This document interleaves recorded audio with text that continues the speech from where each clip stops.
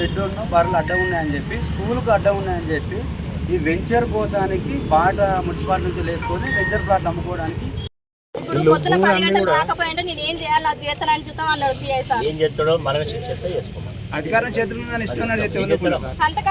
సంతకాలు పెట్టకపోతే నేను ఇంకేం చేయాలో చేస్తాను. సంతకం పెడతావా పెట్టవే, మేము చెప్పింది వింటావా, నువ్వు చెప్పింది మేము వినాలనే అని మాట్లాడతాను సిఐ సార్. ఏం పోవాల్సిన అవసరం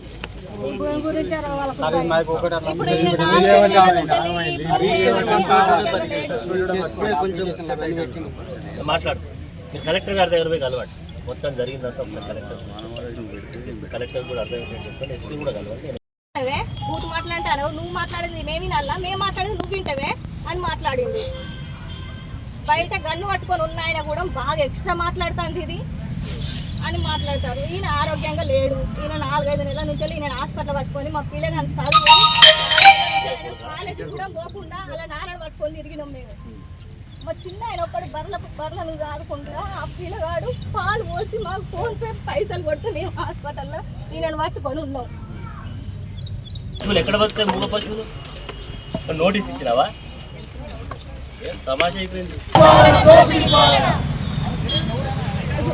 లోగో పెట్టు సంతోషం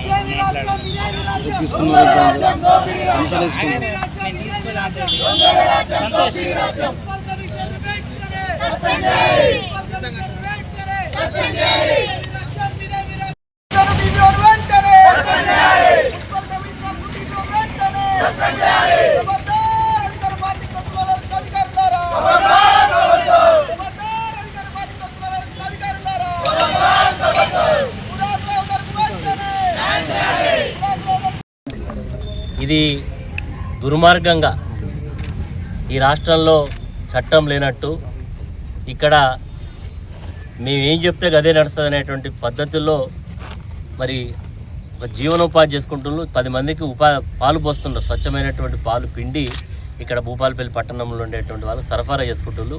ఏదో వృత్తి చేసుకొని బతుకుతా ఉన్నారు యాదవులు.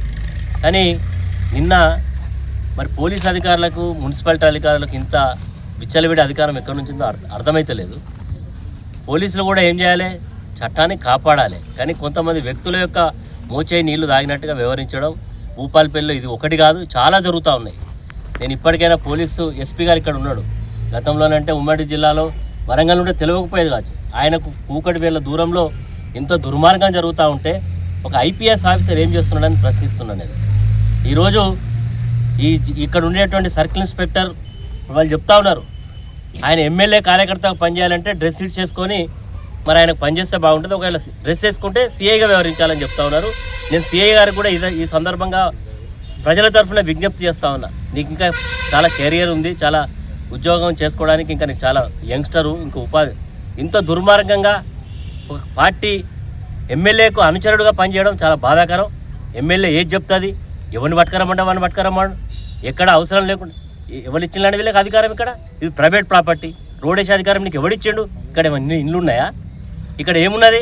స్కూల్కి సంబంధించినటువంటి దానికి ఆల్రెడీ ఎవరైతే భూమిని దానం ఇచ్చినటువంటి మొయినుద్దీన్ ఉన్నాడో ఆయన స్కూల్ ఇచ్చి 12 ఫీట్లో ఎంతో బాటిచ్చిండు. నువ్వు వేసుకుంటే అల్లేసుకో రోడ్డు. ఇదెందుకు కూలగొట్టాలి అంటే ఇక్కడ ఉండేటువంటి ప్రైవేట్ వ్యక్తులకు లాభం చేయడం కొరకు ఈ ఎకరం భూమికి సంబంధించిన దాంట్లో ఈ రోడ్డు వేస్తే వాళ్ళకు డబ్బులు వస్తాయి.